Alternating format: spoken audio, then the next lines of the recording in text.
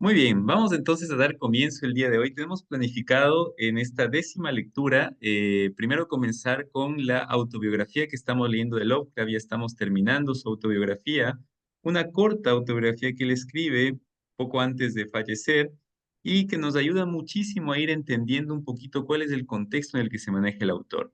Luego de eso tendremos un resumen de lo que hemos leído la última sesión, que es el capítulo 9.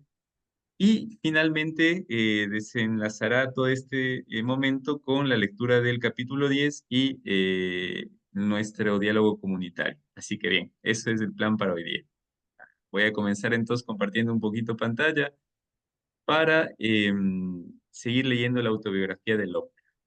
Denme un momento, nada más. Bien. Bueno, estamos ahí entonces con la autobiografía. Habíamos nosotros la última vez podido alcanzar a leer estas influencias que tuvo nuestro autor, sobre todo de este gran escritor que fue Lord Dunsany, ¿no? Que le ayuda muchísimo a crear todo su mundo, decíamos nosotros, de mitologías, de leyendas que van a impregnar tanto la literatura Lovecraftiana. Habíamos también comentado la ayuda que nuestro autor tiene a partir de esta revista, ¿no? De Outstanding Stories, en donde él, en 1936, en febrero, logra publicar el relato que ahorita estamos leyendo en las montañas de la locura. Y aquí está la portada con la cual sale este relato, ¿no? Un relato extenso, no tan acostumbrado en Lovecraft, que más bien se dedicaba a cuentos cortos, de relatos sucintos. Como nosotros vemos, esta es una corta novela ficcional de terror cósmico un poco más larga. Continuamos entonces leyendo su autobiografía. Leo entonces, ¿qué es lo que nos dice Lovecraft? Mientras tanto, mi salud había mejorado radicalmente desde 1920. Recordemos que Lovecraft nace en 1890, es decir, que para 1920 tenía ya 30 años. De manera que una existencia bastante estática comenzó a diversificarse con modestos viajes, dando a mis intereses un anticuario de dando a mis intereses de anticuario un ejercicio más libre.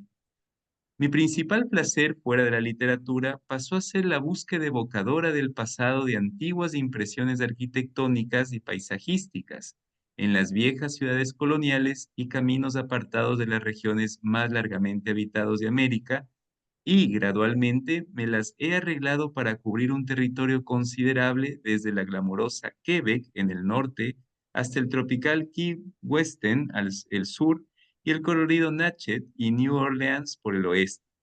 Entre mis ciudades favoritas, aparte de Providence, están Quebec, Portsmouth, New Hampshire, Salem y Marblehead, en Massachusetts, Newport en mi propio estado, Filadelfia, Annapolis, Richmond con su abundancia de recuerdos de Poe, la Charleston del siglo XVIII, Saint Augustine del XVI y la soñolienta Natchez en su peñasco vertiginoso y con su interior subtropical magnífico. Está dando una enumeración de varias ciudades estadounidenses en donde él solía estar y que le gustaba muchísimo justamente también para entramar su literatura.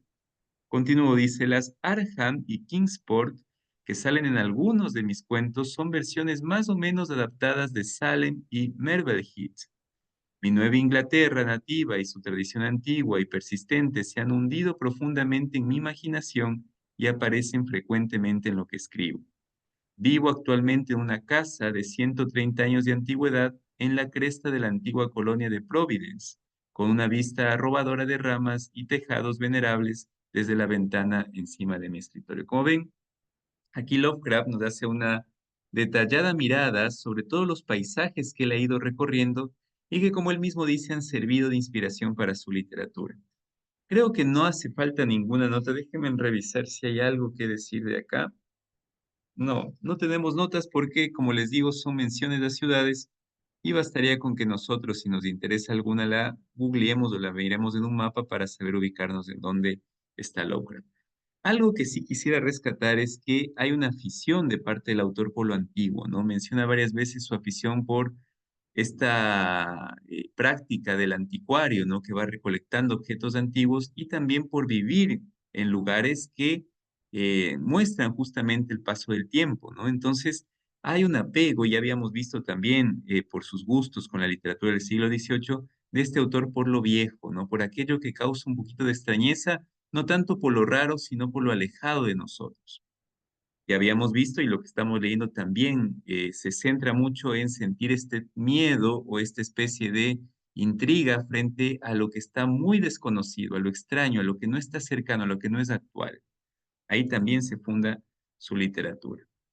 Bien, continuando con su autobiografía, nos dice el autor, ahora está claro para mí que cualquier mérito literario real que posea está confinado a los cuentos oníricos, de sombras extrañas y exterioridad cósmica, a pesar de un profundo interés de muchos otros aspectos de la vida y de la práctica profesional de la revisión general de prosa y verso. ¿Por qué es así? No tengo la menor idea. No me hago ilusiones con respecto al precario estatus de mis cuentos y no espero llegar a ser un competidor serio de mis autores fantásticos favoritos. O Arthur Machen, Dunsany, Algernon Blackwood, Walter de la Mare y Montage Rhodes James. La única cosa que puedo decir en favor de mi trabajo es su sinceridad. Rechazo seguir las convenciones mecánicas de la literatura popular o llenar mis cuentos con personajes y situaciones comunes, pero insisto en la reproducción de impresiones y sentimientos verdaderos de la mejor manera que pueda lograrlo. El resultado puede ser pobre, pero prefiero seguir aspirando a una expresión literaria seria antes que aceptar los estándares artificiales del romance barato. Recordemos que Lovecraft no alcanza la fama en vida. Todos sus textos llegarán a un gran reconocimiento de manera póstuma. El último que escribe, o de los últimos que escribe en Las Montañas de la Locura, un año antes, por cierto, que se publica de su muerte, tampoco alcanza mucha popularidad. Será un autor muy conocido ya después, en años venideros, pero él como tal no ve la fama. Es más, su modo de vivir es muy precario. No es alguien que escriba porque se hace famoso, adquiere mucha plata, ¿no? Como en el caso de J.K. Rowling, sino que más bien lo hace por una vocación. No digo que Rowling no lo haga, pero son contextos distintos, ¿no? Vamos a ver algunas notas que me parecen interesantes. Aquí menciona, y esto yo quisiera ahondar un poquito porque nos va a ayudar a ver su vida, en varios autores que él considera que son sus favoritos. Entonces vamos a irlos desglosando un poco para que nos quede claro. Ahí tenemos al primero que menciona Poe, Edgar Allan Poe. Creo que la mayoría de nosotros ya lo ubica, estadounidense también. Nace en 1809, muere en 1849. Tiene algunas obras famosas como El corazón del ator, La caída de la casa Usher. Aquí leímos del Cuervo, por eso no voy a profundizar mucho en él. Ya hemos hablado bastante cuando leímos su poema. Simplemente decir que Poe es el padre del cuento moderno de terror y del relato detectivesco. Lovecraft veía en Poe la más pura expresión del horror psicológico y también del horror gótico, ¿no? Basta con leer El Pozo y el Péndulo para darnos cuenta cómo es el horror psicológico, cómo la mente comienza a ser escudriñada, cómo nos comienza a causar una impresión incluso de rechazo, de miedo frente a lo que está pasando, ¿no? El péndulo que va bajando, bajando, bajando, bajando hasta querer casi cortar a su víctima, ¿no? Es impresionante. Bueno, ese es uno de sus primeros influencias que tiene Lovecraft.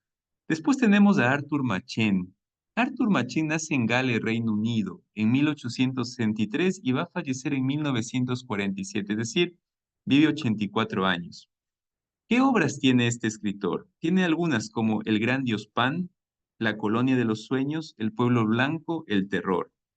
Su obra, la de Machen, combina misticismo celta con el horror sobrenatural y sugiere que bajo la realidad cotidiana hay horrores antiguos y primordiales. Ya vemos cómo Lovecraft entonces, por todo esto que narra, admiraba la atmósfera arcaica y oscura de Machen, así como su sugerencia de que la realidad está impregnada de fuerzas incomprensibles.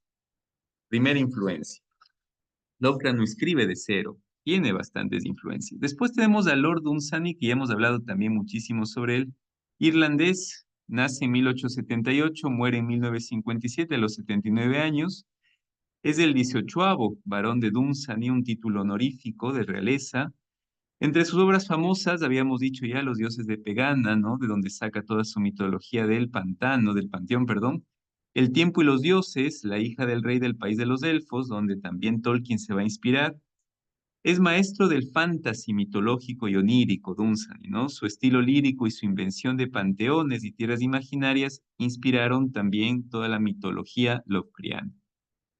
Luego tenemos ahí otro nombre, Algernon Blackwood, inglés también, Reino Unido, nace en 1869, muere en 1951 a los 82 años.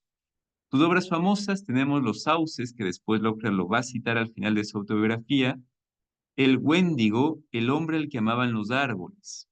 Su estilo se enfoca en lo sobrenatural a través de la naturaleza y lo espiritual. Su horror es sutil y psicológico. Los Sauces es considerada una obra maestra por Lovecraft del terror cósmico. Después tenemos otro nombre ahí que es Walter de la Mare, también de Inglaterra, de Reino Unido, nace en 1873, muere en 1956 a los 83 años. Entre sus obras famosas están The Return, All Hallows and the Others. Su estilo es delicado, poético y melancólico, con un enfoque en lo extraño y lo onírico, casi lírico. Lovecraft valoraba la atmósfera de ensueño y de desasosiego de la mare. Es más, va a tomar de la mare justamente todos estos relatos que no los hemos leído nosotros en la Montaña de la Locura, que tienen que ver con el terror que se aparece a través de sueños extraños, ¿no? Finalmente, el último nombre que ahí expone es de Montage Roth James, inglés también de Reino Unido. Nace en 1862, muere en 1936 a los 74 años. Tiene algunas obras famosas como Ghost Stories of Antiquary o y Whistle.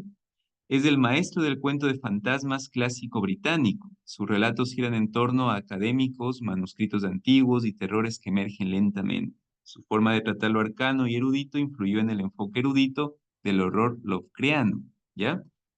Todos estos autores, entonces, como ven, Poe, Machine, Dunsany, Blackwood, Lamare, ¿no? Tienen en común un rechazo a los convencionalismos del terror que ellos consideraban como terror barato. ¿A qué se referían con terror barato? Todos los cuentos de fantasmitas, de monstruos que asomaban sin una especie de relato un poco más elaborado. Serán varios, algunos críticos de, por ejemplo, de Drácula, ¿no? Que estará también considerado para ellos como esta especie de terror barato, con Bram Stoker. Entonces, todos se caracterizan por esa crítica a ese tipo de terror y también por una búsqueda de estética y atmósfera de lo extraño, lo onírico y lo cósmico. Es decir, rechazan el terror con soluciones simples, con enfrentamientos o criaturas clásicas, vampiros, hombres lobos, fantasmas, con explicaciones binarias, o es bueno o es malo, y la confrontación se da entre bueno y malo, con personajes planos y poco desarrollados psicológicamente, etcétera, etcétera, etcétera. Estos personajes darán una dura crítica a este tipo de terror. La pregunta que a mí me surge, al menos cuando leía esta autobiografía, es ¿por qué todos estos autores son ingleses? ¿A qué responde que en Inglaterra surgieran varios escritores de terror? Y el resultado es múltiple. Como sabemos siempre, los temas históricos son sistemas complejos que hay que analizarlos desde muchos factores, pero entre esos les nombro cuatro nada más para ir teniendo una idea. No voy a profundizar, quería hacerlo, pero veo que nos va a llevar mucho tiempo en este plano histórico, que no es lo central ahorita. Simplemente nombrarles por qué Inglaterra fue cuna de este terror cósmico. Primero, el legado del gótico. Recordemos que el gótico es esta corriente que nace en el siglo XVIII, no es solo una corriente literaria, sino es una corriente estética y en parte también filosófica, ¿sí? Y lo que hacía básicamente el gótico es criticar el progreso racional y científico de la época, ¿no? Mostrar un poquito el lado irracional que puede mostrarse también en el ser humano, no solamente el mecanicismo positivista que aparece con Descartes, ¿no?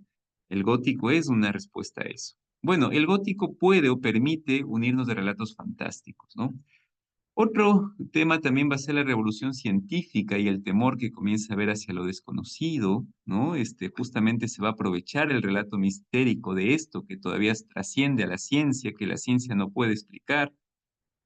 La religión protestante también había mucha represión, mucha culpa, y justamente ahí encontramos en Inglaterra toda la moral victoriana en su máximo esplendor, ¿no? Donde había una represión terrible a todos los temas de sexo, de muerte, del cuerpo, ¿no? Y el terror justamente explora ese tipo de temas. Y otro de los grandes factores va a ser justamente la urbanización y el desarraigo, en donde muchos poblados van a quedar abandonados. Bueno, tenemos entonces a un Lovecraft ubicado en ese contexto, con estas influencias, en una especie de terror que ellos llaman mucho más académico, mucho más científico, y no este terror barato, donde lo mistérico, donde la narración bien contada, los elementos instrumentales, científicos van a estar muy presentes. Todo esto que estamos viendo en su obra.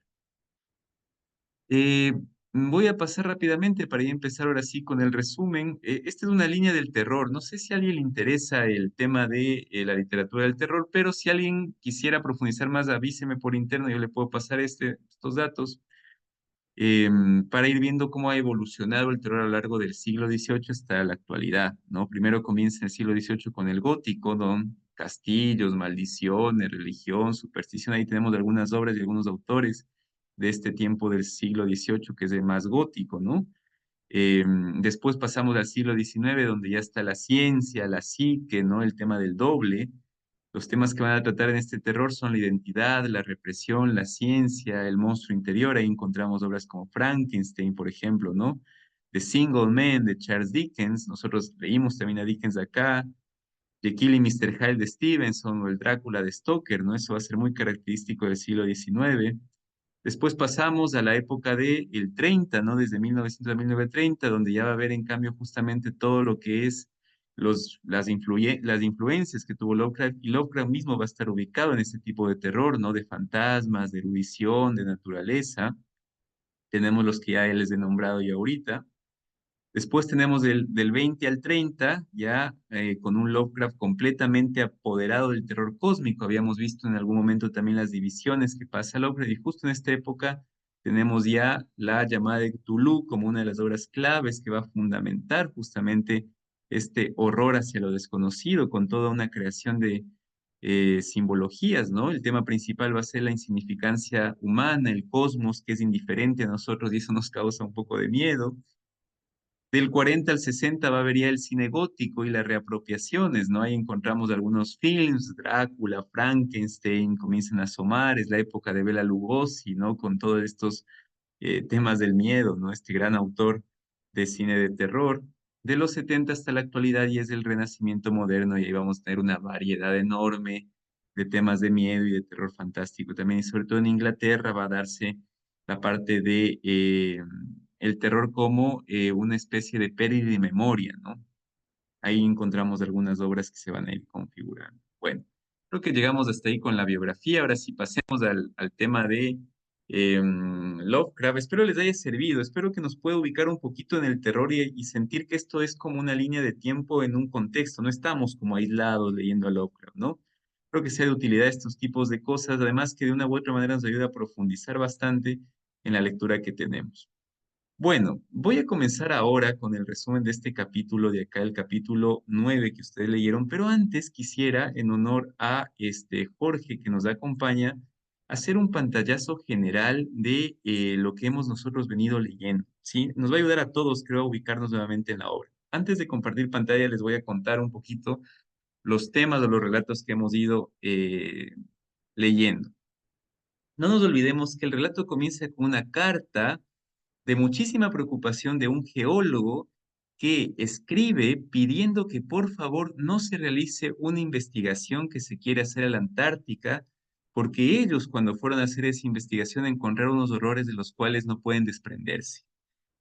Si bien ellos escribieron un informe tiempo atrás sobre lo que habían encontrado, no dijeron la verdad porque justamente querían impedir que otros vayan a estas exploraciones. Así comienza la historia, ¿no?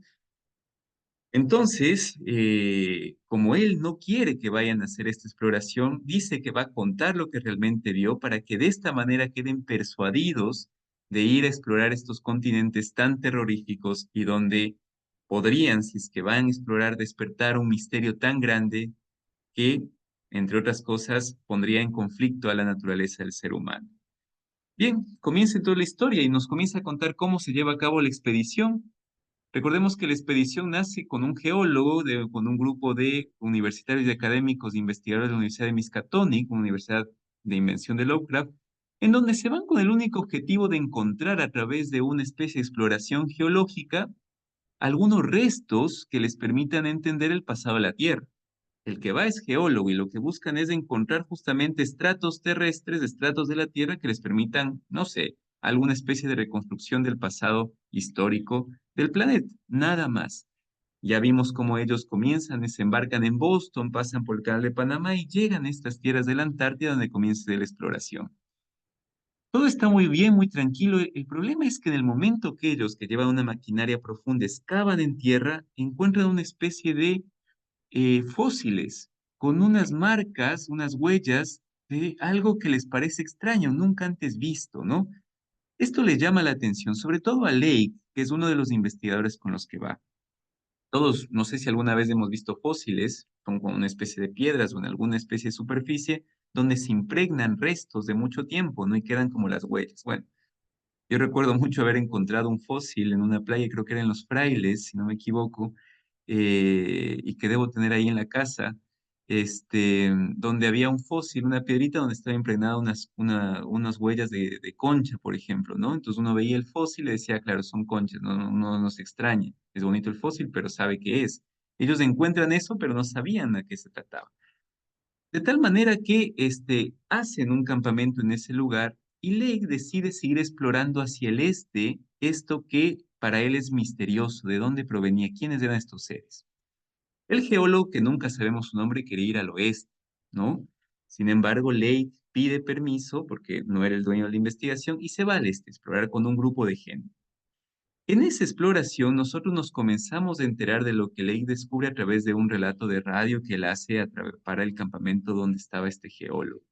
Lo que Lake dice es que encuentra una ciudad al principio, no una ciudad, sino una especie de cadena montañosa enorme con figuras muy extrañas, ¿no? Como parecería que estas cadenas montañosas terminan en punta, terminan como en una especie de formas muy simétricas, muy bien hechas, y esto le llama completamente la atención, es más, le maravilla. Así que decide Lake bajar con su equipo de exploración y comenzar a explorar ahí. Cuando baja encuentra un montón de estos restos fósiles que le llamaron la atención y esto hace que él con esta máquina perforadora enorme cabe profundamente al filo de estas montañas inmensas para ver qué había en tierra y en el momento que cabe encuentra una cueva. Es más, no era una cueva, era una red de cuevas, que ya sabemos que esa red de cuevas va a estar conectando también la ciudad en la que ahorita están tanto este geólogo que no sabemos su nombre como Danforth, ¿no? Es una red de cuevas que parece que atraviesan toda la montaña. Bueno, una de esas cuevas las encuentra Lake. Entran y hubieran excavado más sobre la cueva, pero estaban tapadas, no nos olvidemos, por un montón de moluscos, de crustáceos, de restos incluso de dinosaurios, ¿no? Que no se entendía muy bien qué había pasado.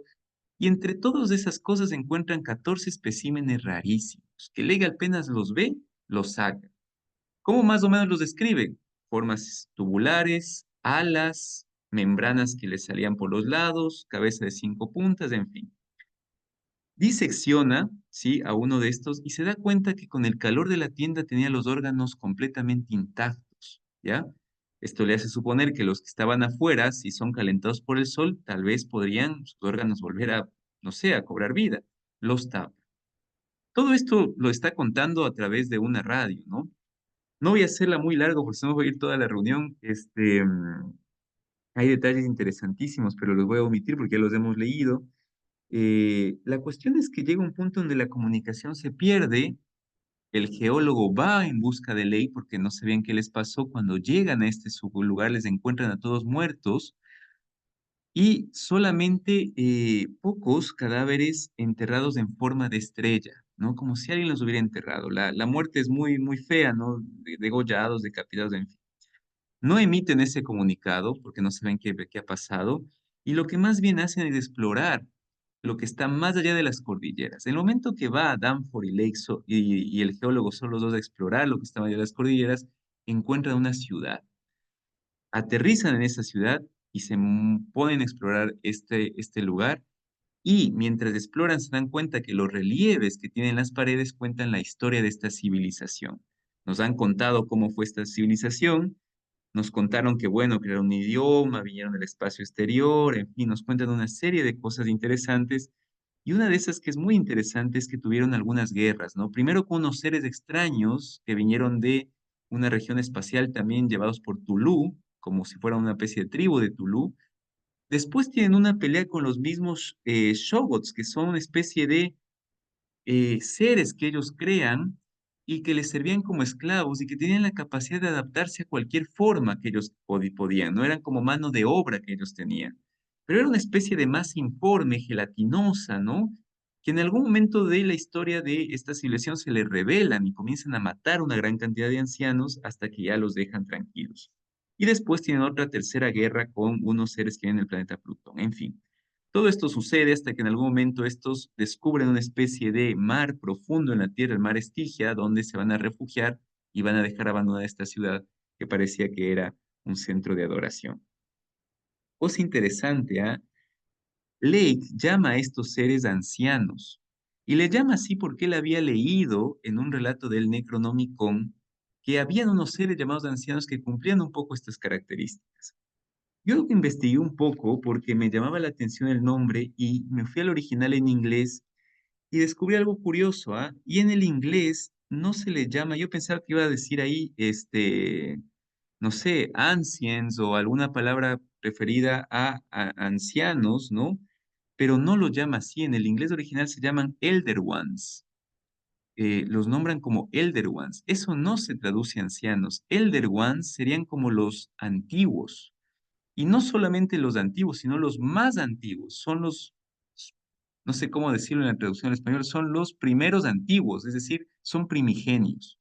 Entonces, la traducción más correcta no sería decirles ancianos, sino decirles antiguos o seres primigenios. Bueno, cosas de las traducciones.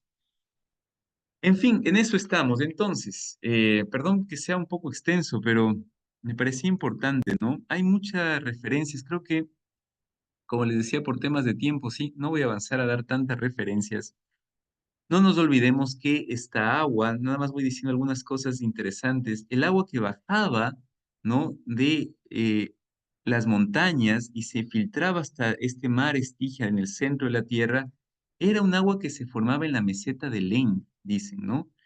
Y la meseta de Lane, no nos olvidemos que es un lugar también mitológico de Lovecraft en donde nadie iba porque decían que estaba lleno de una especie de brujería, de hechizo, una región monstruosa, una región demoníaca, altísima donde no se podía llegar. Esta meseta de Lane es un relato fabuloso y desde ahí dice que ni siquiera los ancianos se atrevieron a explorar. Bueno, de ahí bajaba el río que configuraba un poco la ciudad.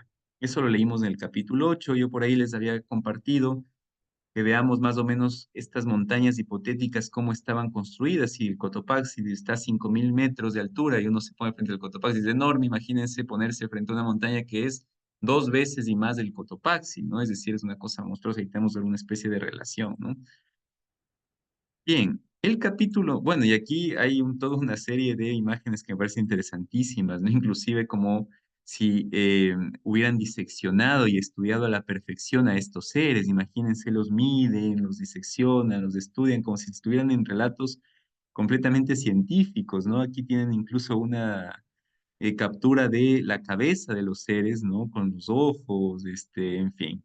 Bueno, es una cosa, uno comienza a investigar y encuentra un montón de situaciones así. Bien, para empezar la lectura, nada más rápidamente resumen del capítulo 9. No nos olvidemos que ellos están frente a una ciudad, ¿no? Descubren algunos relieves que les indican el posible camino para llegar a esta laguna Estigia, esta laguna donde posiblemente los antiguos se refugiaron una vez que la civilización terminó. Entonces deciden bajar a los abismos donde se encuentra justamente el gran mar. Cuando avanzan con los mapas se encuentran con un olor extraño, ¿no? Parecería el mismo olor que ellos descubrieron en el campamento con estos seres muertos. Sin embargo, también se une este olor con un olor a gasolina. Les llama la atención porque la gasolina solamente podía provenir de su campamento. La cosa es que ellos siguen caminando con estos mapas que van elaborando a partir de los relieves que han visto y se encuentran con un gran abismo, una fractura que no les permite pasar.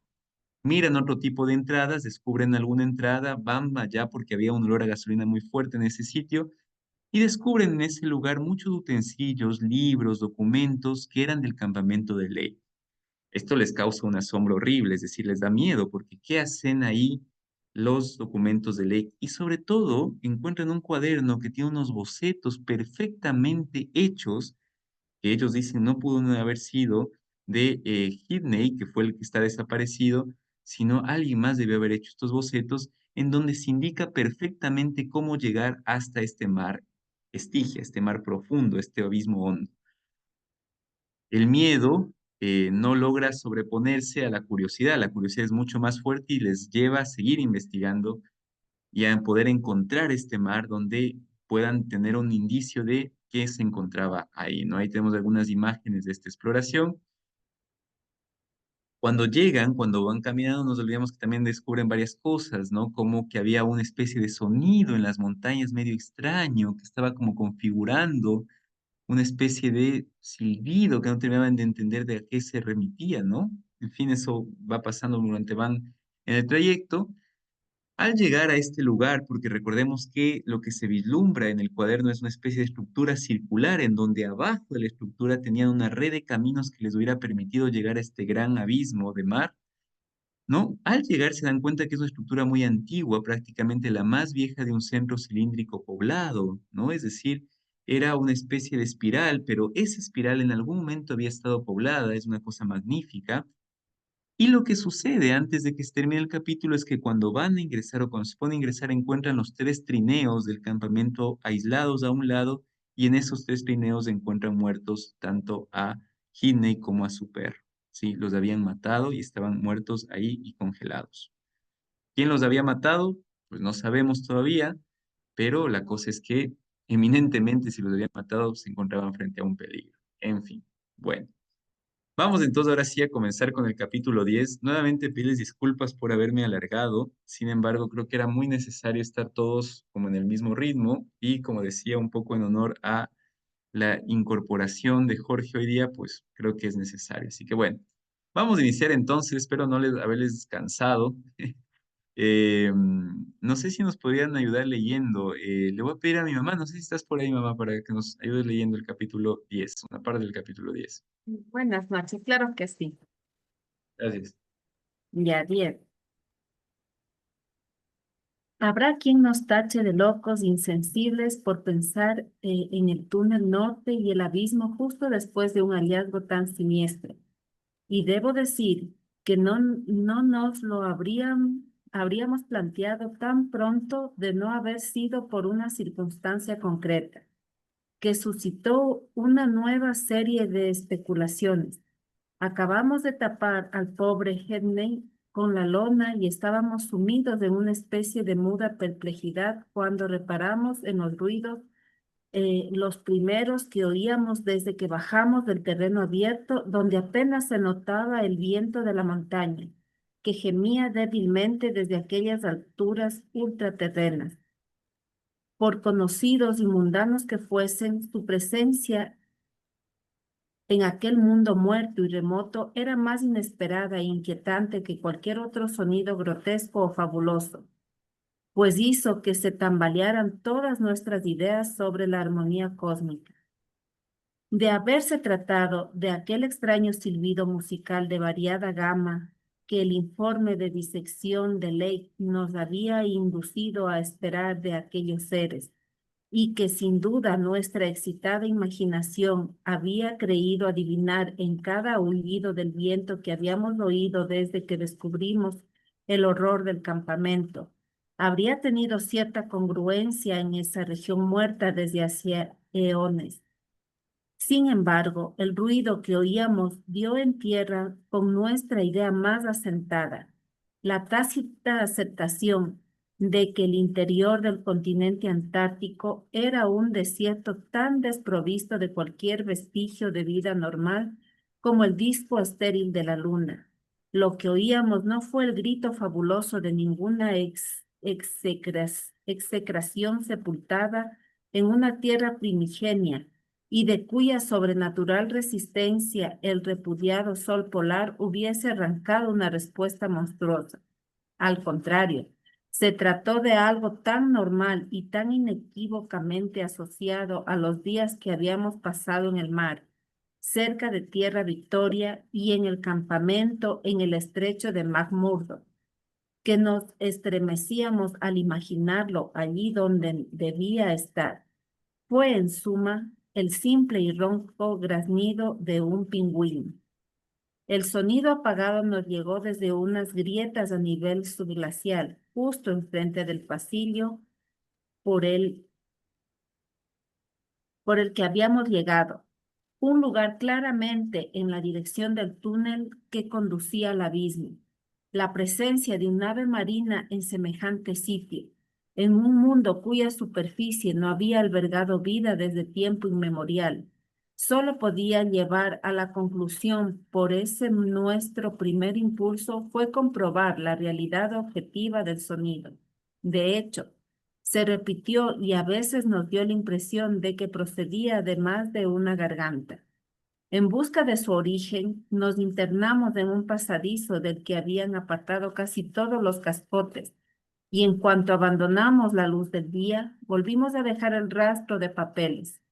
Con una nueva provisión que habíamos cogido una extraña repugnancia de uno de los bultos de los trineos tapados con la lona alquitranada. A medida que el suelo helado fue dejando paso a la suciedad y el polvo, distinguimos con claridad unas curiosas huellas que parecían hechas al arrastrar algún objeto, y enseguida Danforth encontró un rastro muy claro cuya descripción sería superflua. La dirección indicada por los granidos de los pingüinos era justo la misma en la que, según el mapa de la brújula, se hallaba la boca del túnel y nos alegró encontrar un paso despejado y sin puentes al nivel del suelo y del subsuelo. Según el mapa, el túnel debía partir de la base de una gran estructura piramidal muy bien conservada que creíamos haber visto en el vuelo de reconocimiento.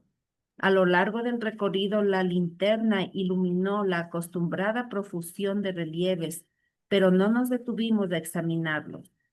De pronto, una voluminosa figura blanca se alzó ante nosotros y encendimos la otra linterna. Es curioso cómo aquella segunda empresa nos había hecho olvidar nuestros temores sobre lo que pudiera estar acechándonos. Los otros, después de dejar sus pertrechos en aquel gran sitio circular, debían de tener planeado regresar tras un viaje de exploración a la cima. No obstante, habíamos descartado toda preocupación, como si no existieran. Aquella cosa blanca de movimientos torpes medía 2 metros de estatura, pero fue como si enseguida nos diésemos cuenta de que no era uno de ellos. Estos eran más grandes y oscuros, y según los relieves se desplazaban por tierra con gran rapidez y seguridad a pesar de sus extraños tentáculos marinos. Pero sería pura vanidad afirmar que la figura blanca no nos asustó. De hecho, nos dominó por un instante un terror primitivo, casi más intenso que el peor de los temores racionales que nos inspiraban los otros. De pronto, se produjo una especie de anticlímax, cuando la forma blanca se deslizó hacia un pasadizo lateral que había a nuestra izquierda para reunirse con otras dos parecidas que graznaban al unísono. Era solo un pingüino, aunque de una especie enorme y nunca vista, mucho más grande que un pingüino emperador y monstruosa por su albinismo y su carencia de ojos. Tras seguir al animal por el pasadizo e iluminar con las linternas al grupo indiferente y confiado, vimos que los tres eran albinos sin ojos y pertenecían a la misma especie gigantesca y desconocida. Su tamaño nos recordó a alguno de los pingüinos arcaicos descritos en los relieves de los ancianos y no tardamos en concluir que descendían de ellos. Sin duda, debían de haber sobrevivido apartados en alguna región interior más cálida, cuya perpetua negrura habría hecho innecesaria la pigmentación y atrofiado sus ojos hasta convertirlos en simples ranuras inútiles. Tampoco nos ocupó la menor duda de que su hábitat actual debía ser el enorme abismo que estábamos buscando. Y esa prueba de la habitabilidad y del calor de la cima nos inspiró las fantasías más curiosas sutiles y perturbadoras. También nos preguntamos qué había empujado a esos tres animales fuera de sus dominios. El silencio imperante en la gran ciudad muerta dejaba bien claro que nunca había sido una zona de cría habitual, mientras que la evidente indiferencia de aquel trío respecto a nosotros hacía poco probable que los hubiesen asustado los otros. ¿Sería posible que les hubiesen atacado para aumentar sus reservas de carne? Dudamos de que el intenso olor acre que tanto desagradaba a los perros hubiese molestado también a los pingüinos, pues era evidente que sus ancestros habían vivido una buena armonía con los ancianos, una relación amistosa que debía de haber continuado en aquel abismo subterráneo mientras durara la supervivencia. Lamentando, como un resto de nuestro antiguo espíritu científico, no poder fotografiar a tan extrañas criaturas, las dejamos allí graznando y seguimos avanzando hacia el abismo, cuya entrada se nos mostraba ahora de forma tan evidente y cuya dirección exacta señalaban de vez en cuando las huellas de los pingüinos. Poco después, un empinado descenso por un largo pasillo de techo bajo, sin bifurcaciones y extrañamente desprovisto de relieves, nos hizo creer que por fin estábamos acercándonos a la boca del túnel. Habíamos pasado junto a otros dos pingüinos y oímos otros más adelante. Luego el pasadizo desembocó en un prodigioso espacio abierto que nos dejó boquiabiertos. Un perfecto hemisferio invertido muy profundo, de más de 30 metros de diámetro y 16 de altura, con pasadizos bajos que salían del perímetro de la circunferencia, excepto por un punto donde se abría un arco cavernoso que rompía la simetría de la bóveda con su altura de casi 5 metros. Era la entrada al gran abismo.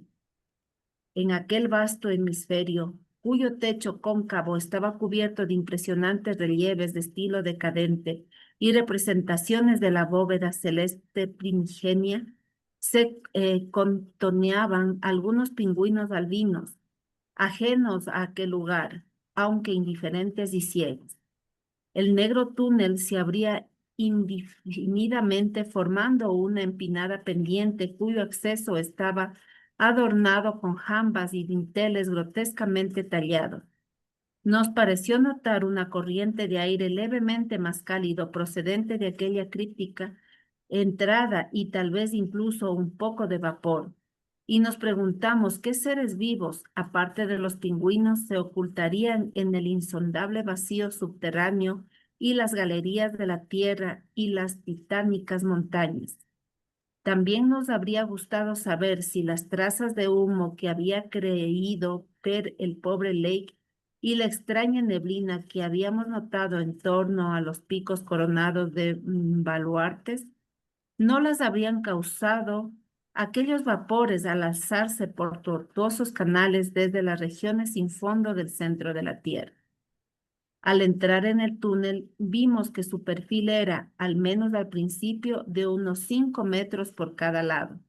Las paredes, el suelo y el techo abovedado estaban construidos con la habitual albañilería megalítica.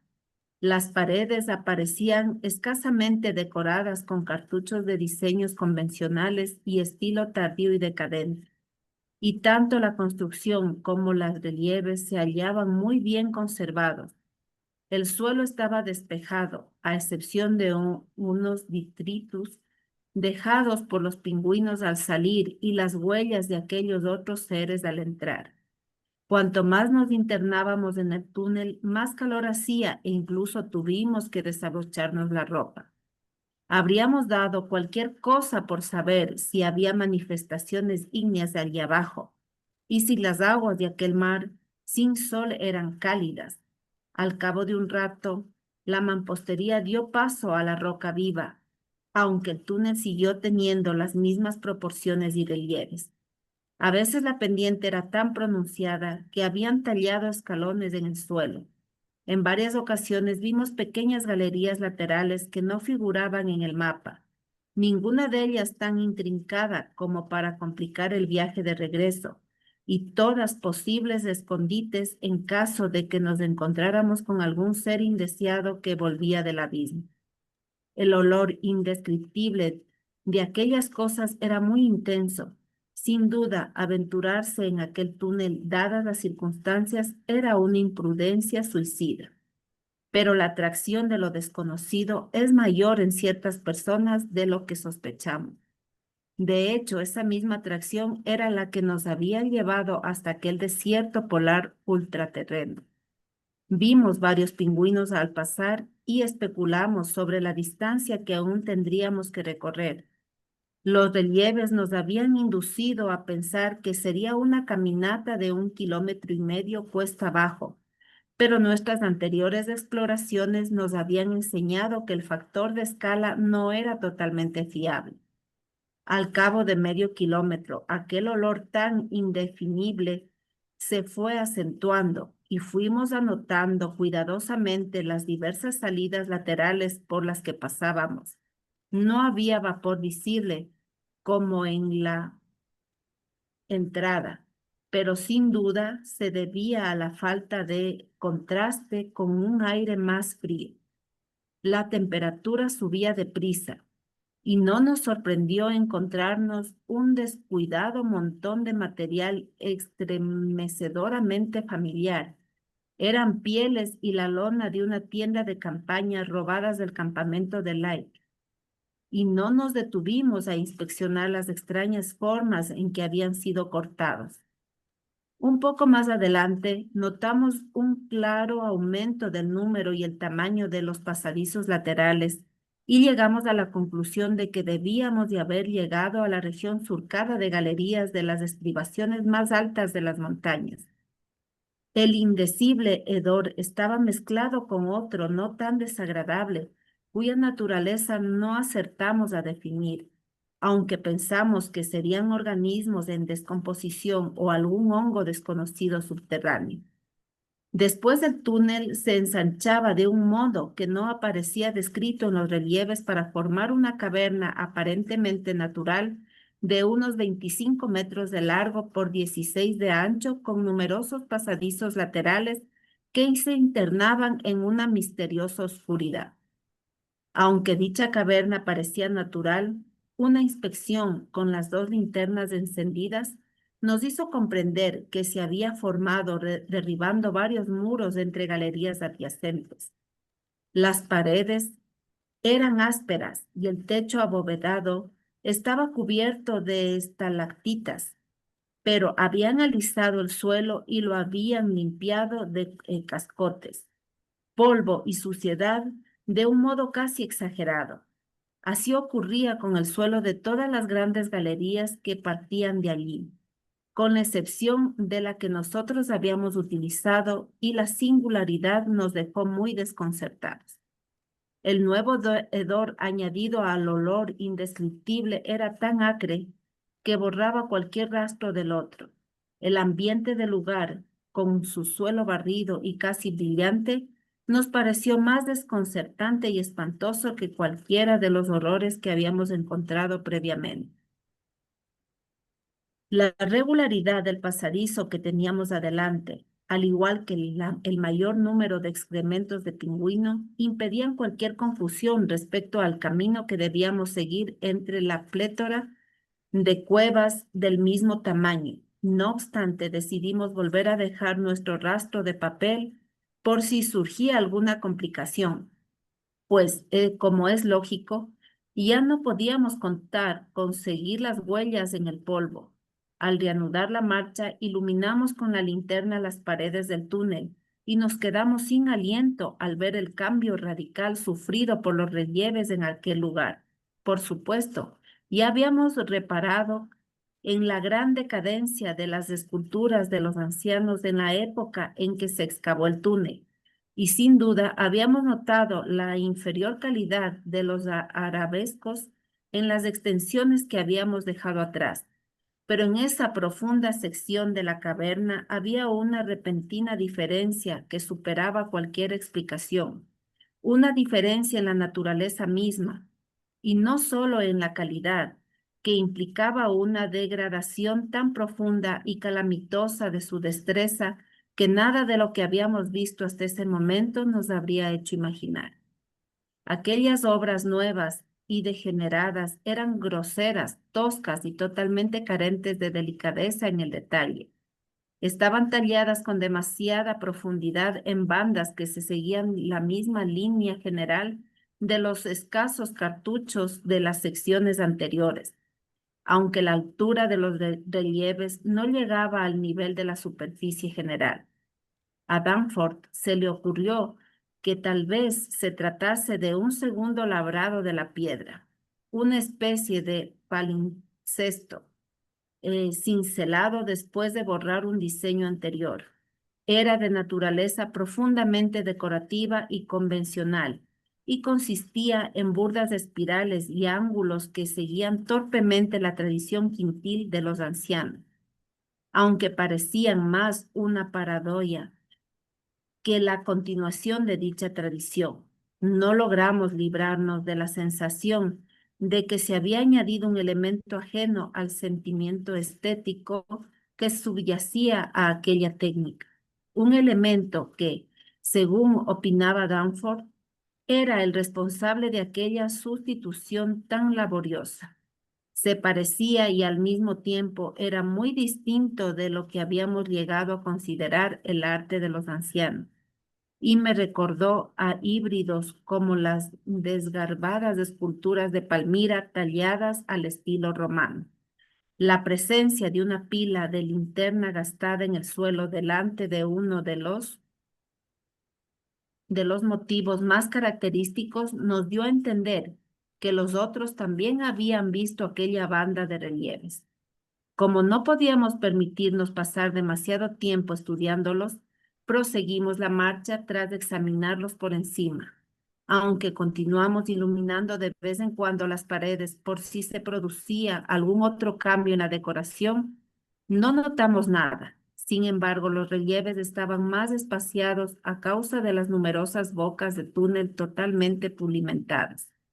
Vimos y oímos menos pingüinos, aunque nos pareció oír un coro muy distante en el interior de la tierra, y apenas notamos aquel olor indescriptible. Las volutas de vapor que encontramos más adelante nos indicaron que el contraste de temperatura era cada vez mayor y nuestra relativa proximidad a los acantilados de la gran cima. Luego, de pronto, vimos varios bultos tendidos en el suelo, unos bultos que sin duda no eran pingüinos, y encendimos la segunda linterna después de asegurarnos de que no se movían. Gracias, mamá. Ya, Dani. Bueno, terminamos el capítulo. Ya nos quedan solamente dos y se acaba el libro. Vamos a compartir un ratito en salas, vamos a hacer dos salas, tenemos unos 15 minutitos para poder conversar. Miren qué interesante este capítulo, ¿no? Mucho sonido, sobre todo el graznido de estos pingüinos enormes. Imagínense lo que son pingüinos de 2 metros, albinos y ciegos, ¿no? Muchos olores también fuertes, acres, muchas visualizaciones, ¿no? Cambian los estilos decorativos y ahora se encuentran con cadáveres, ¿no? Es decir, hay mucha sensorialidad en este capítulo, muy interesante, ¿no? Nada más como dato, no sé si recuerdan, cuando comienza la narración dice que él va a la exploración con algunas personas, entre ellos algunos científicos, tres, uno de nombre Bird, otro que se llama Admundsen y otro Scott. Como dato, Richard Elgen Bird fue un investigador, un almirante que voló sobre el continente antártico y encontró una especie de enorme agujero en donde había un cambio de temperatura muy marcado, un poco más caluroso que el resto de la superficie. Esto lo pueden ustedes encontrar en internet, ¿no? Es interesante porque fue una de las investigaciones que se hicieron en el tiempo de Lovecraft en donde justamente este señor encuentra un espacio en la Antártida con un clima distinto, que parecería reflejar que en algún momento este lugar fue tropical. Les digo esto por lo que ahorita también ellos encuentran que en este pozo al que están descendiendo parece que hay mucha más situación caliente que otra cosa. Bueno, nos vamos entonces un ratito a sala, les pido que por favor acepten y nos vamos a conversar. En la una sala va a estar Alexis, en la sala uno yo me voy a la sala 2. Así que demos por favor en aceptar para irnos a las salas y ahí podemos conversar un poquito en lo que nos ha ido llamando la atención de estos capítulos. Mm.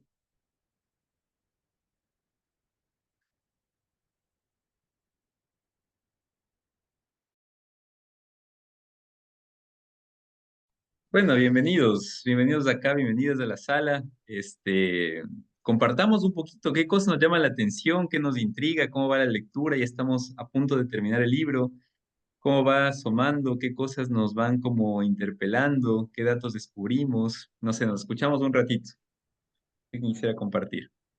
A ver, Daniel, ¿podría comenzar, por favor? Adelante, Jorge, sí, un gusto. Bueno, así rapidito, en primer lugar, para agradecerte esa deferencia, ¿no? De haberme, digamos, puesto al tanto de las cosas.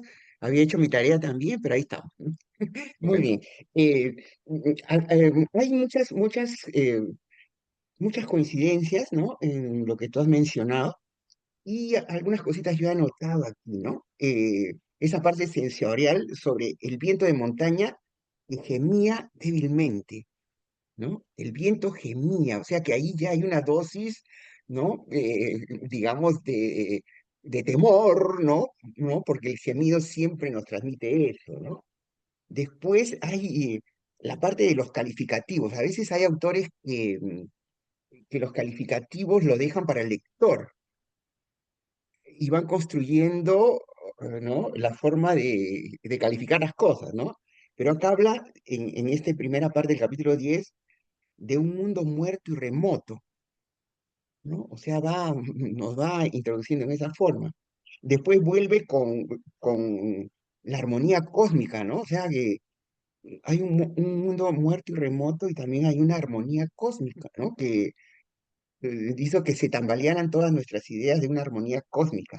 Vuelve con el aullido del viento, o sea que no es un viento, digamos, común, ¿no? Que lo podemos experimentar, sino que hay un aullido del buen viento, ¿no? Y luego en la parte de los sonidos, eh, nos lleva hasta un máximo y luego nos hace caer, ¿no? Cuando dice, fue en suma el simple y ronco graznido de un pingüino, ¿no? Mm. Nosotros nos esperábamos algo espantoso, ¿no? Y nos tranquiliza para que continuemos, ¿no? Para que continuemos, ¿ya?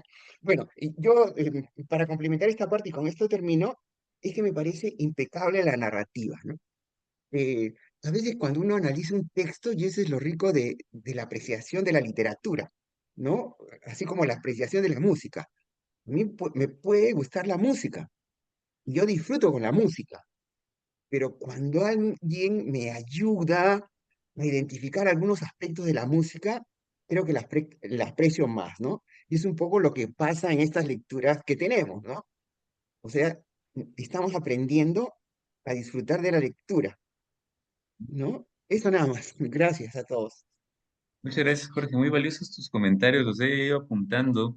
Y mira cómo se van relacionando. Es decir, la melodía está conformando un todo armónico en el relato, ¿no? Y voy a ese tema porque me llama mucho la atención y me identifico con lo que has dicho, precisamente porque encontramos muchos sonidos, ¿no? Y algo que me llamó la atención y ahora me acordé cuando te estaba escuchando cuando Lake hace la disección de estos monstruos, ¿no? De esta especie de seres que no sabemos si son del reino animal, vegetal, se da cuenta que ellos no pudieron haber vocalizado, sino que posiblemente se comunicaban por medio de sonidos, ¿no? Es decir, está presente ahí el sonido, ¿no? Después, cuando nos narran justamente de esta ciudad abandonada, hablan de un silencio sepulcral, otra dimensión del sonido, que es el silencio también, ¿no? Como si uno escucha una buena música, parte de la buena música es los momentos de silencio. Y ahora justamente con esta irrupción del graznido que poco a poco se va acrecentando y va bajando, porque primero escuchan un graznido, después escuchan más graznidos, un coro, pero el graznido es un sonido feo para el oído humano, es decir, no es un sonido agradable, no es una melodía, ¿no? Es simplemente una especie de ritmos acelerados, ¿no? Una especie de cosa un poco tosca para el sonido. Eso a mí me parece muy interesante el tema porque también nos mete en una atmósfera, ¿no? una atmósfera justamente muy, muy, muy rica y que a mí sí me causó un poco de temor, sobre todo en el momento de el misterio de los pingüinos, ¿no? Qué bonito esto que va haciendo Lovecraft, cómo nos va metiendo teorías de la evolución de Darwin, por ejemplo, en esto de los pingüinos, ¿no? Porque los pingüinos son albinos porque están en una oscuridad completa, ¿no? Entonces, no tienen color. Y son ciegos porque precisamente esa oscuridad hace que no vean, ¿no? Es decir, es una evolución, son unos que han ido evolucionando a partir de las condiciones en las que se encuentran, pero que a mí me produce, al menos imagínense toparse con pingüinos cuando me de 2 metros, blancos y ciegos, extrañeza, ¿no? Y ahí está el terror. Entonces, eh, sí, eso me causa también a mí un poco de temor, ¿no? Esta extrañeza con los pingüinos. Así que gracias, Jorge. Seguiremos conversando. No sé si alguien más quisiera comentar algo, añadir algunos más elementos a lo que se ha ido llamando la atención.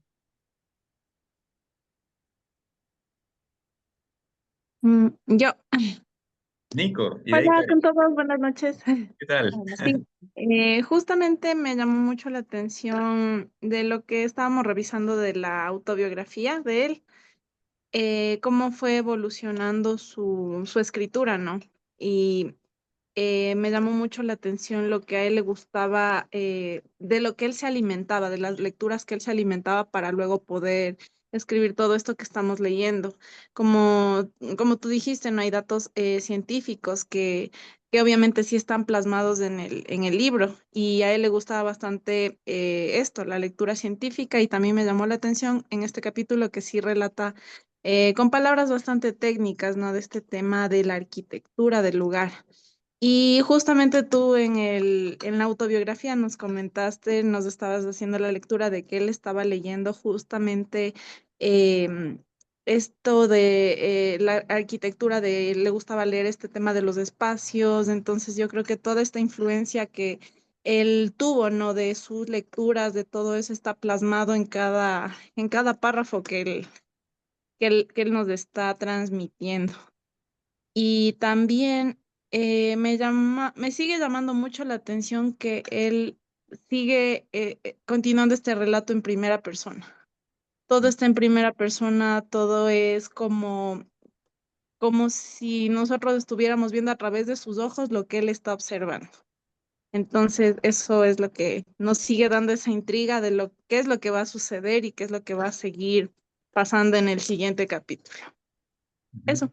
Gracias, Nico. No, muy valioso también lo que mencionas y tomando nuevamente lo que dice la arquitectura, claro, mira cómo va descubriendo otras formas más rudimentarias de arquitectura ahora, ¿no? O sea, pasamos del paisaje tan complejo de los ancianos, ¿no? Que habían hecho unos relieves tan psicológicamente profundos, decía en algún parte del texto, ¿no? Porque no eran relieves comunes y corrientes, eran relieves bidimensionales y yuxtapuestos psicológicamente profundos, así los describe.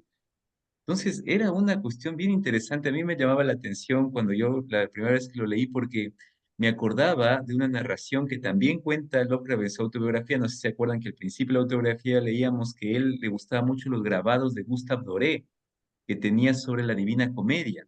Bueno, en la Divina Comedia, cuando Dante y Virgilio están subiendo por el purgatorio, Dante va viendo unos grabados que están en la montaña del purgatorio de escenas de la Virgen María, que él cuenta a Dante que son grabados que sobresalen de la pared y que tienen una bidimensionalidad y una forma que nunca ha visto antes, que son nunca vistos por visión humana.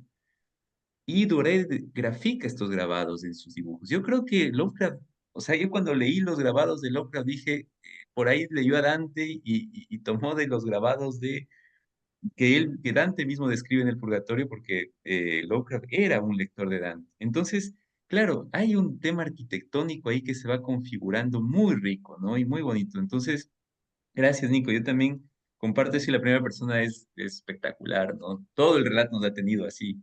Gracias, Nico. Eh, Sí, justo, otra cosita igual que ahorita me acuerdo de lo que estábamos leyendo, que él dice que a lo que ingresan a este nuevo lugar ve una estructura abovedada.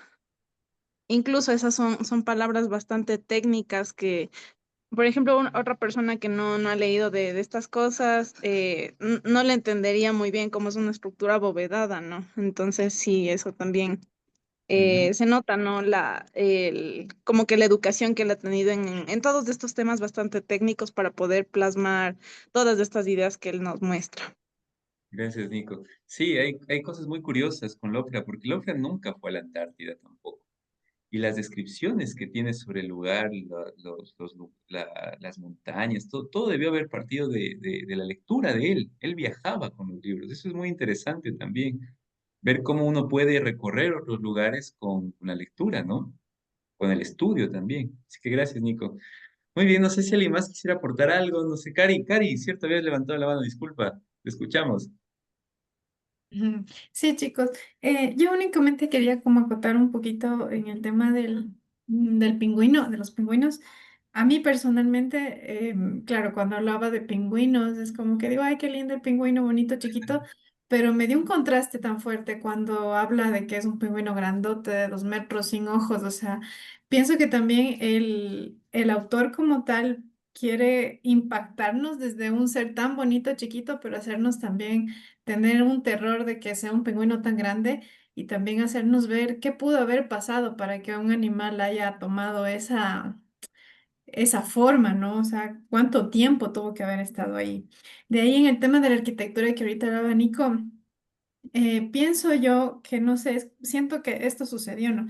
Que es como que fue una civilización que, si bien es cierto, en la parte superficial tenía como que una arquitectura bastante compleja, pero algo pasó en algún momento y ellos tuvieron como que esconderse, o sea, o más bien como que toda la civilización tuvo que meterse más en el fondo y por eso en el fondo tenemos como temas más rústicos, porque ya no tenían la misma tecnología. Entonces, esta civilización siento yo que se acabó, o sea, se acabó, pero tuvo que irse como que escondiendo cada vez más y claro, con menos tecnología y por ende todo fue como más rústico. Es lo que yo pienso que pasó con la civilización que estuvo en algún momento según en el libro. Ujú. Eso es lo que Gracias, puedo decir. Cari. Sí, lo de los pingüinos a mí me causa un poco de, sobre todo, claro, la visión es terrorífica, pero a mí más terror me causa, y ahí a cada uno le puede ir como causando sensaciones distintas, más sensación de miedo me causa el graznido. Yo no me imagino un lugar tan silencioso como ese, lleno de graznidos de pingüino, me parece horroroso, ¿no? Es decir, el contraste unido al olor fatal que tienen, ¿no? Porque te están oliendo una cosa terrible. Sí, los sentidos están muy agudizados y hay momentos en que hay sentidos que toman el puesto de otros, ¿no? Porque si escuchan algo muy fuerte ya no huelen, ¿no? Se van como bloqueando esa cuestión de cómo percibimos, también es muy interesante, ¿no? Que se va como abriendo. Y algo más iba a mencionar con la arquitectura, ahora que te escuchaba también, bueno, ya vendrá. Pero gracias, Cari. Muy bien. Y nada más termino con esto.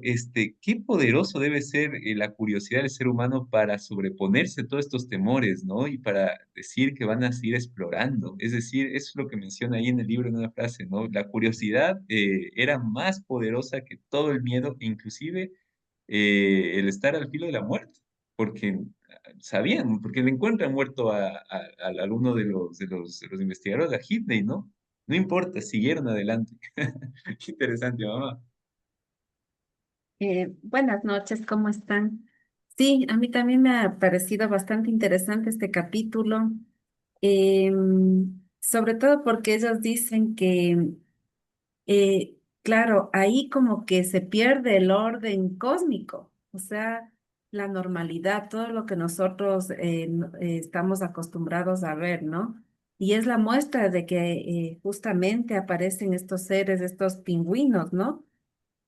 Que incluso les llama la atención escuchar un sonido aparentemente normal de la vida cotidiana, como es el sonido de un pingüino en medio de todo ese silencio, ¿no?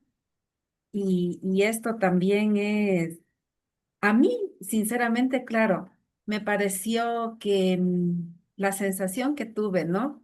Es que a pesar de que son unos seres como descomunales, se puede decir, albinos, ciegos, pero el hecho de que escuchen ya el sonido de un pingüino es como algo familiar, ¿no? Que al mismo tiempo les tranquiliza, dicen, bueno, es un pingüino que posiblemente por la vida o por el lugar donde están viviendo adquirieron estas características, pero es un pingüino, o sea, algo que para nosotros es como más familiar, ¿no?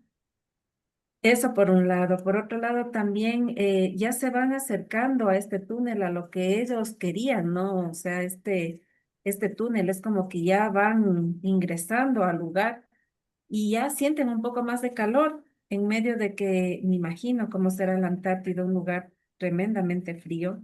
Entonces, como que va cambiando la temperatura. Al mismo tiempo, claro, los dolores se hacen mucho más acres. O sea, hay mucho, como tú dijiste, ¿no? O sea, es un capítulo de muchos sentidos, ¿no? Y claro, también me pongo a pensar y digo en cómo somos los seres humanos, ¿no? Estamos siempre como en búsqueda, como en investigación, o sea, nunca estamos quietos. Y creo que, no sé, o sea, aquí es difícil, ¿no? Pero le hice un símil a nuestra vida. Nosotros somos así.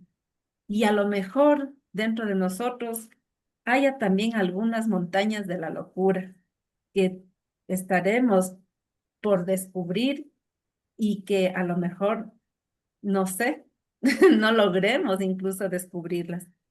Tenemos nosotros también estas montañas de la locura. Dentro de nosotros habrá también estos monstruos, dentro de nosotros también habrá estos silencios, habrán estas cosas extrañas que ni nosotros mismos sabemos. Y yo las asemejo cuando escuchaba, cuando ella se me vino también. O sea, no sé.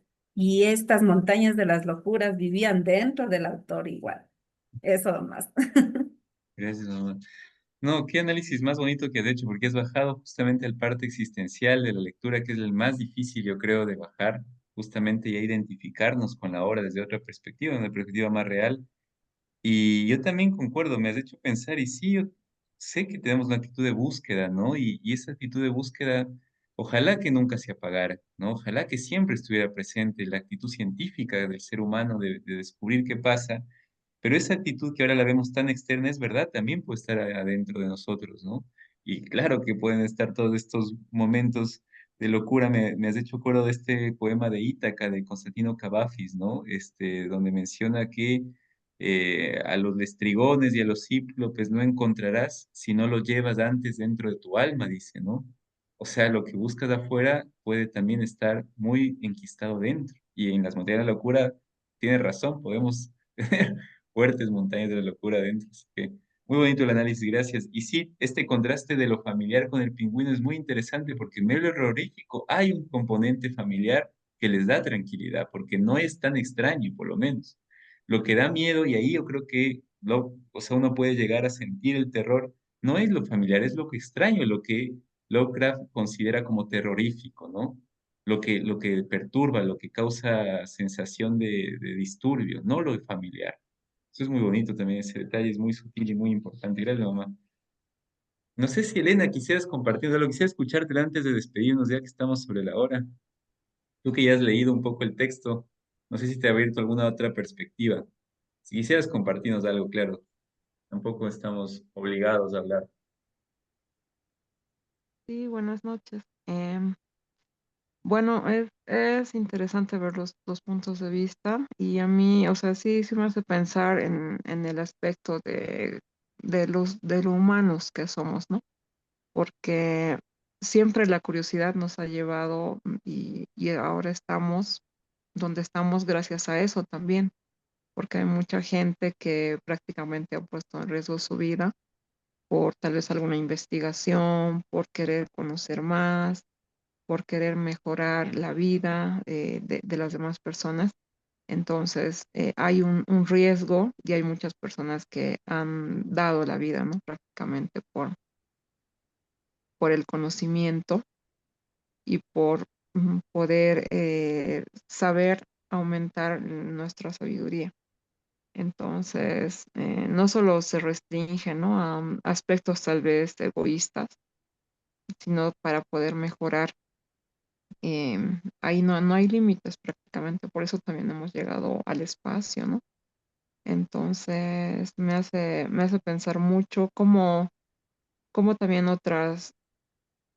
cómo nosotros hemos venido acá, porque nos da como otra perspectiva, ¿no? De lo que ya sabemos del origen de la vida, de no, tal vez realmente son otros seres los que han originado esto, nos hace pensar mucho cómo él en su tiempo ha podido pensar en todo esto, la evolución también, ¿no? Me hace ver los pingüinos que están alejados del sol, que no lo ven, prácticamente van a, como nos demuestra, ¿no?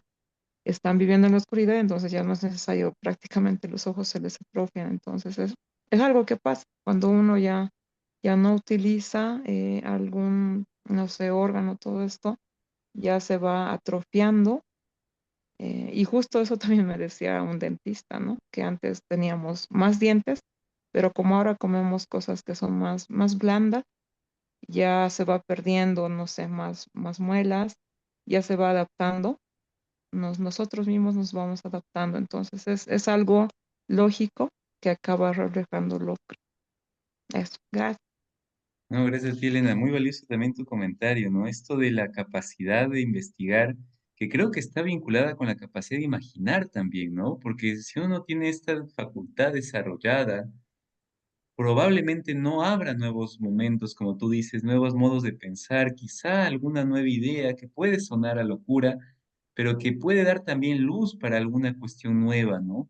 Y que yo creo que uno cuando lee, como este tipo de ficción más fantástica, ayuda a que el cerebro vaya quitándose de la comodidad de la realidad, que no está mal, y se abra un poquito a la capacidad imaginativa, que nosotros la tenemos mucho más desarrollada, a veces cuando somos niños, a veces no, pero que ayuda mucho a plantearse nuevos escenarios. Así que gracias, Elena. Muy bien, ha sido una lectura muy rica. Volvamos a salas y ya nos despedimos. Así que nos encontramos agradecidos siempre por cada uno de sus comentarios, muy valioso y siempre aprendemos un montón. Así que bueno, nos vemos en sala.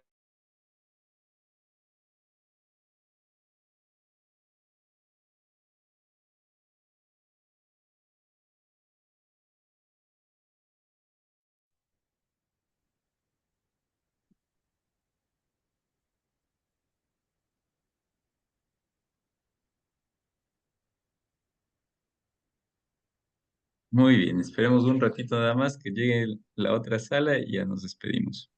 No, recordarles hasta eso que por lo menos en Quito se va a dar la Feria del Libro, ahí en el Ichimbía me parece, Debbie mandó la información, igual con todo le va a permitir que la vuelva a enviar. Estén atentos, van a haber bastantes actividades, me parece interesante.